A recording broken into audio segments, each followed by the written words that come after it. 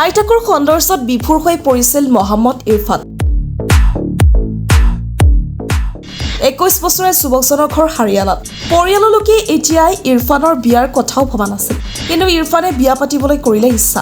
ঘৰতে তেওঁ কইনাও পচন্দ কৰি পেলালে। যুৱকজনে কোনেও নভবা এটা কাম কৰিলে। তেওঁ আয়েকক কইনা কৰি লৈ পাতিলে বিয়া।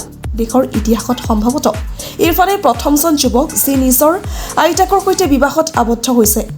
21 বছৰীয়া ইৰফানৰ কইনা হৈছে 65 বছৰীয়া আয়েক। দুই নতুনকৈ সংসাৰৰ পাতনি মেলিছে। সম্প্ৰতি তেওঁলোকে আৰম্ভ কৰিছে সংসাৰ। 65 বছৰীয়া আইতাকক ঘৰৰ পৰা ইৰফানে পলুৱাই নিছে। দেউতাকৰ বাধা অমান্য কৰি ভাড়াঘৰত আইতাকৰ সৈতে বাস কৰিছে ইৰফানে।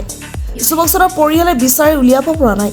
আন এক খবৰ অনুসৰি ইৰফানৰ আইতাকৰ সৈতে বিবাহৰ বাতৰি ভুৱা, কিন্তু পৰিয়ালৰ সূত্ৰই এই খবৰ সত্য বুলি দাবী কৰাৰ ফলত দুদুল্যমান পৰিস্থিতিৰ সূত্ৰপাত হৈছে।